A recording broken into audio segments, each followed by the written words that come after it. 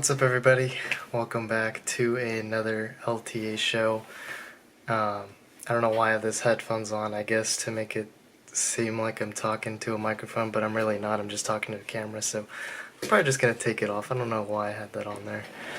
Anyway, welcome back to another episode. I think last time I did this was thinking 2 weeks ago, something like that. Yeah, and it's not really another story, another show and tell episode. This time I wanted to try a new segment. It's just going to be story time. I don't know exactly what I'm going to call this segment, but yes, wanted to try it out because, as some of you know, I've mentioned it before. I mentioned it in the couple past podcast episodes that I've been planning for a marathon, and I had one signed up, and it is around this time, and which was actually last week. And I wanted to, what perfect way to start a new segment than to tell you a story that just happened recently. And also did get a haircut for the marathon, so it might look different from the previous episodes. Yeah, let's get to it. Story time.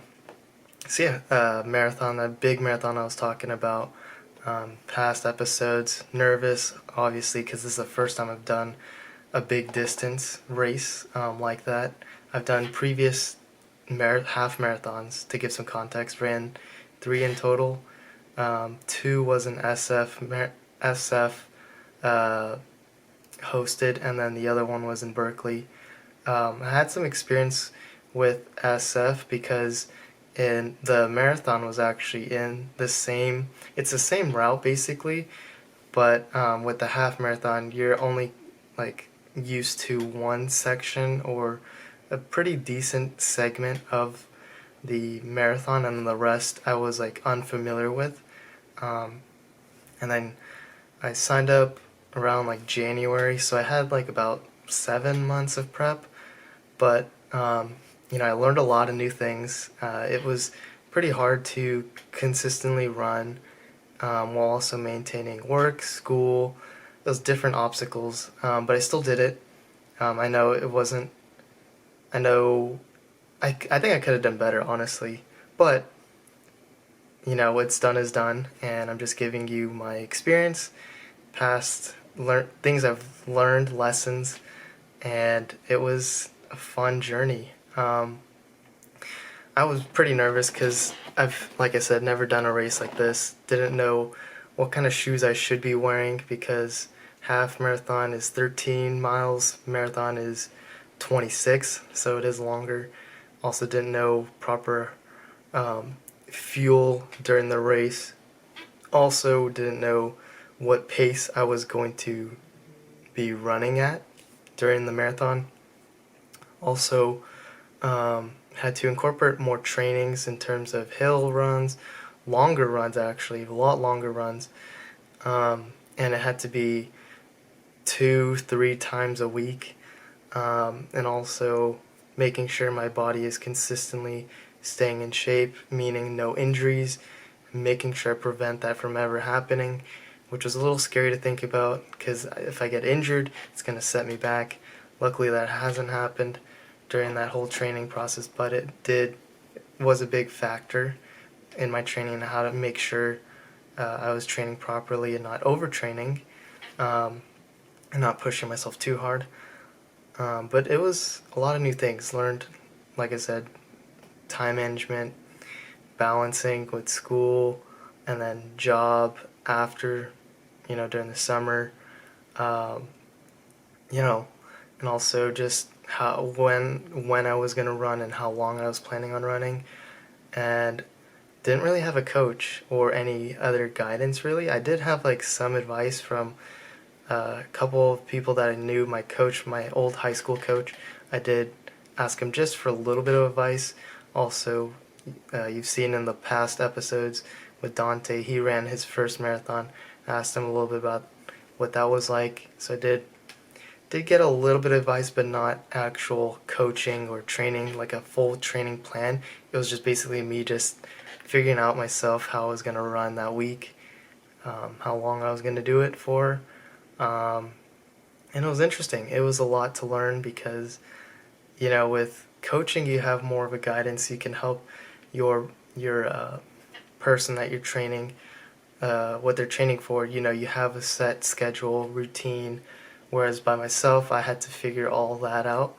And I still kind of could have improved a lot of things, but without a coach is surprising. I didn't injure myself, which is good. That's a first good thing about managing myself, was also learning how to control how much effort and understanding my body more, which is plus and bad because you don't have proper guidance. I will say, if you don't really have a whole lot of previous running experience, like if you haven't ran, for say like 5 years, maybe consider, or actually I wouldn't even give that advice. More just like if you don't feel confident in setting yourself like a schedule or what you think you should be doing, it doesn't hurt to get a coach. Yeah, just if you don't know for sure, nothing wrong with getting a coach. It might be even better for you. Helps you make sure you don't injure yourself. Also helps you get an idea of what you should be training, how long you should be running for. If you don't know the build-up mileage and tapering and having a rest week, all that sort of stuff. If you aren't too familiar with that, maybe getting a coach is better. Yeah, sorry, this is just a lot of rambling on. I know this is kind of like the first show and tell, but this is more of just a story time. Anyway, going to the race. It's the race week, just mainly focusing on hydration. And I knew during that whole week, when I was going to run my marathon, I knew I shouldn't be overtraining. I shouldn't even run longer than I usually do. And I shouldn't be running anything higher than what I used to run, because don't want to get injured, obviously, but also don't want to tire my body out, because it has to get myself prepared for a long race ahead of me. And also just making sure you're eating properly. A lot of things to keep in mind during that. And overall, I think it was a great experience for the marathon. I mean, I've always wanted to do it. The goal was actually, when I hit 21, was to actually run a marathon. But, I didn't feel as confident before I was going to sign up, and decided, give me a second. Woo! Sorry. What was I going to say? But I decided, you know what, I'm going to just sign up for a third half marathon, and then once I run my third half marathon, then I'm going to fully commit to a marathon. Then that's when I feel like I'm ready. So that's what I did. And it's just a great experience. It was tough, but I'd say actually, I'm looking at my splits right now. So 26.2, miles for the marathon. The thing that was a little bit harder, or at least that kind of got me a little worried, was marathon for SF. Usually they start actually really early, earlier than what the half marathon start time was. So I wasn't really used to waking up at like 4, because race time was at 5:30, but I wanted at least an hour to get ready, and I'll also just hydrate quickly and give me some time to get to the race venue, warm up a little bit, that sort of stuff. So looking at the results on the website, start time was 5:30, 5:32 to be exact. And let's see, overall, the beginning I was familiar with from mile 1 all the way to like mile 7 is what I was familiar with, because that was in the first half marathon that I ran. It's that same segment. And then mile 8 through 11 to 10, I'd say that's where I was a little unsure of, and actually a little worried about, because that you're running through the Golden Gate Bridge for the full marathon, and I had no idea what to expect over there. And when I ran that, it was windy and it was pretty foggy, so it was actually kind of hard to see ahead of me. I mean, it wasn't like it wasn't, I wasn't like visually impaired by the fog. It was more like I couldn't see like a mile out.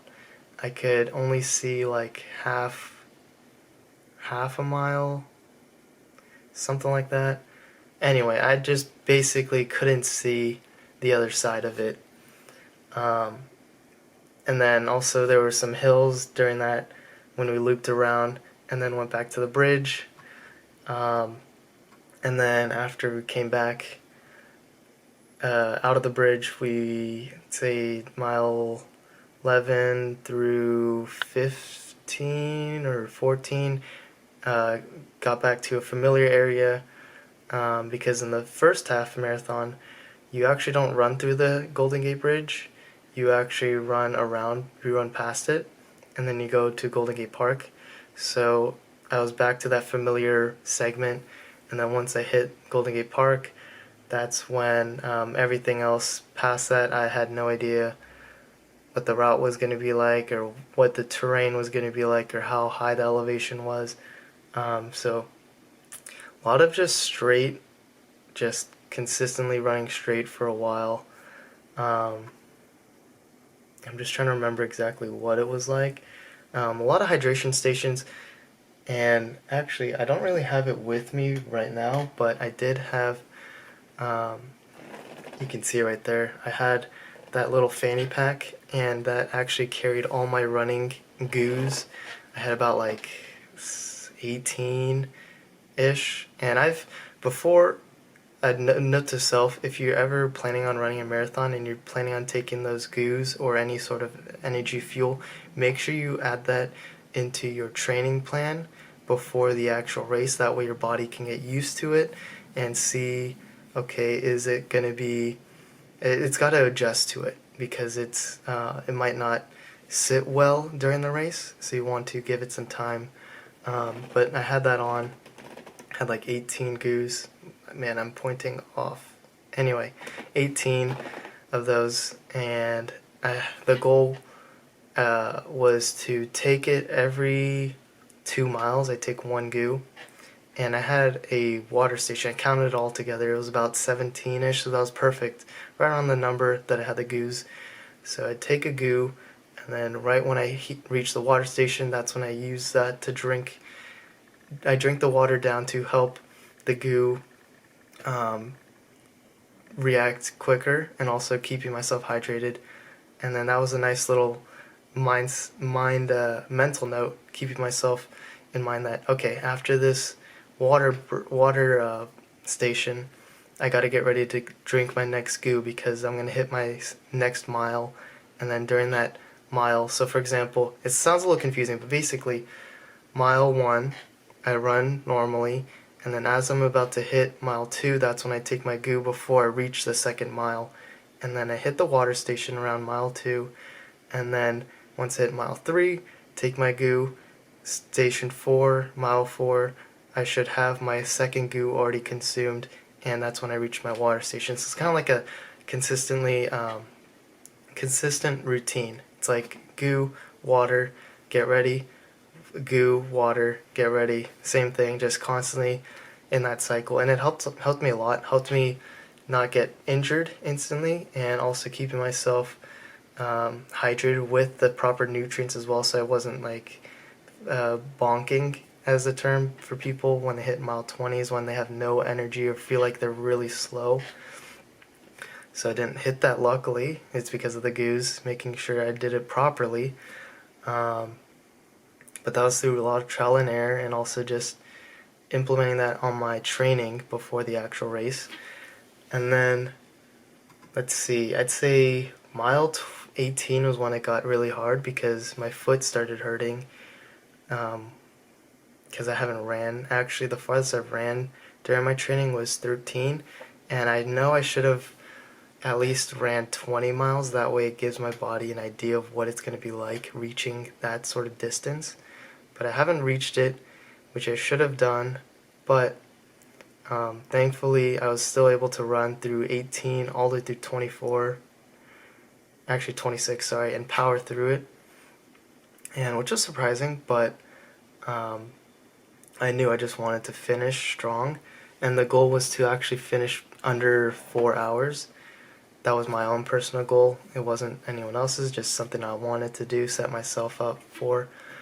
And looking at the splits, so mile 1 through 2, I was actually going a little too fast. I actually hit, looks like 6:55 per mile pace, which is fast, because, I shouldn't be running that sort of speed when I'm going with 24 miles left.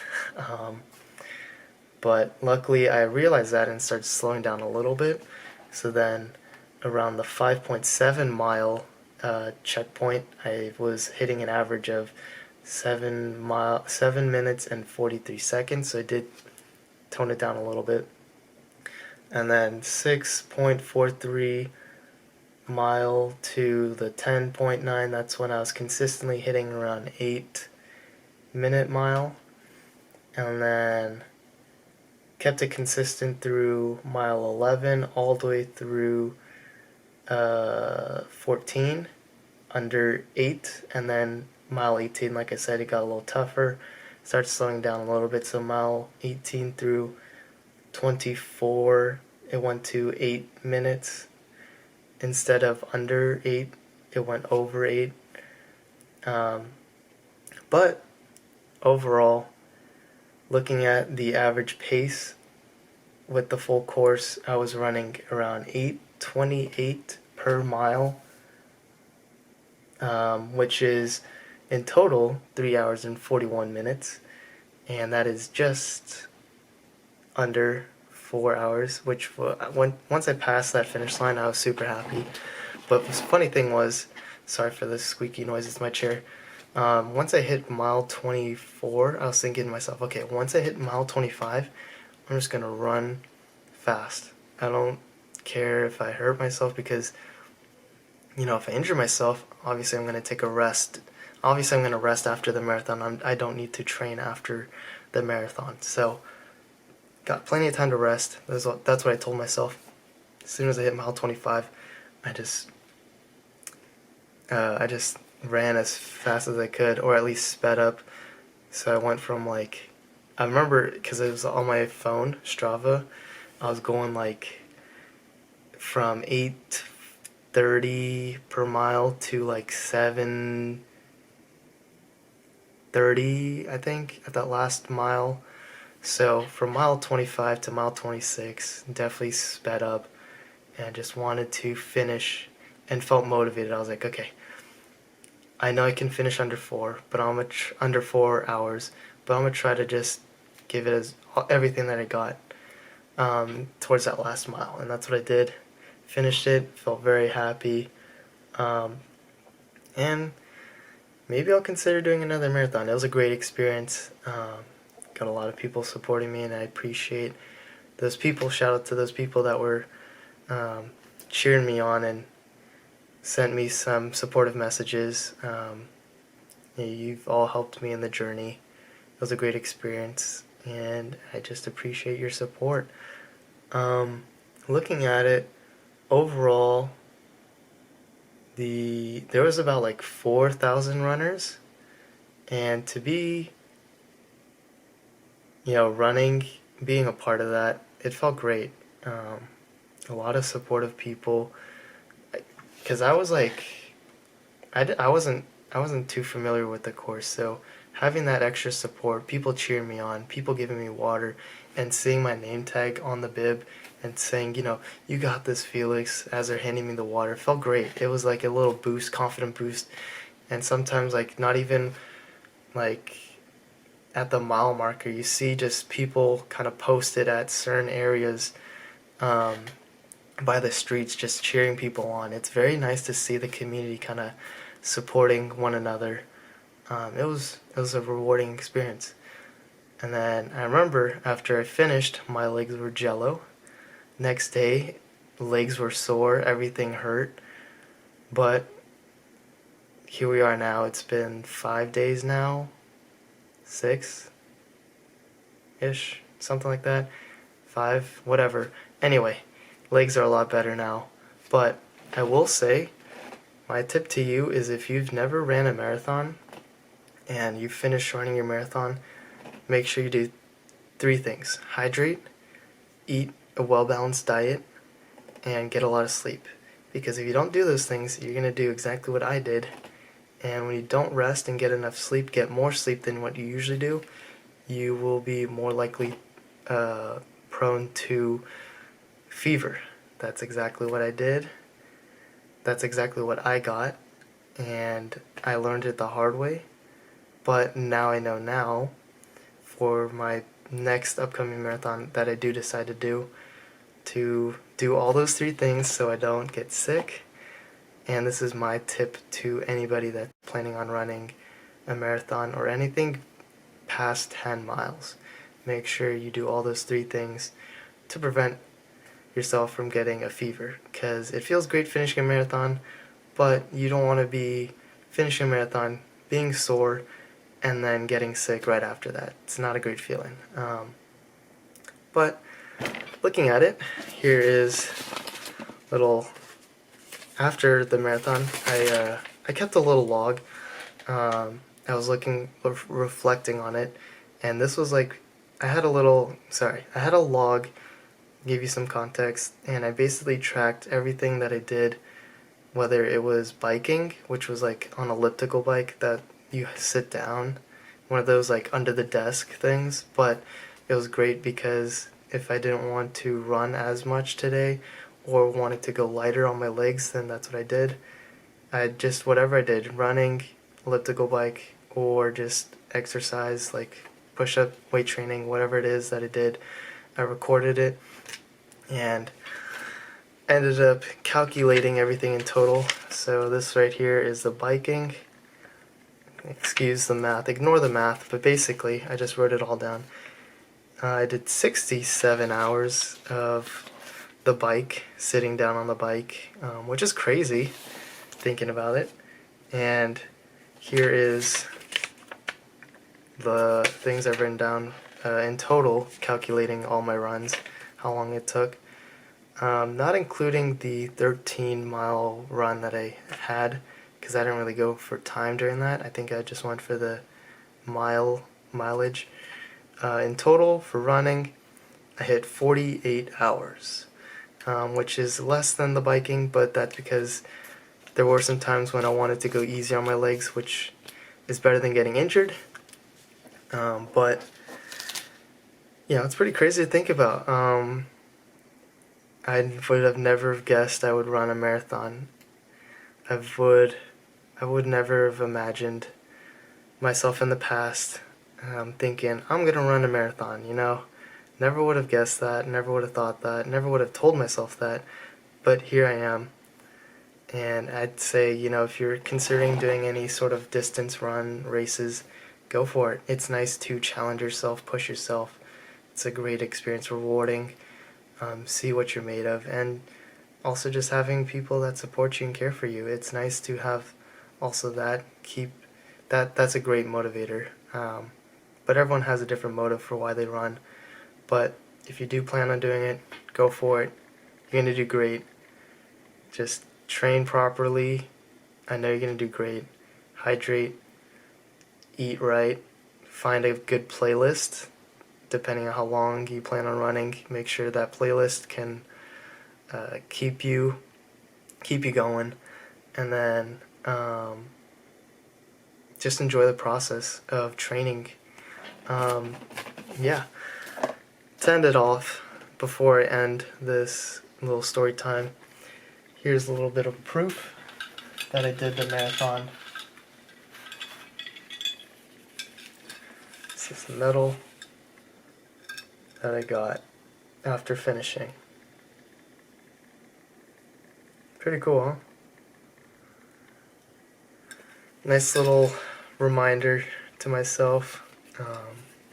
that, hey, I can push myself, and I should be proud of myself for the achievement that I've done. And who knows, maybe I'll run another one. Still contemplating on it.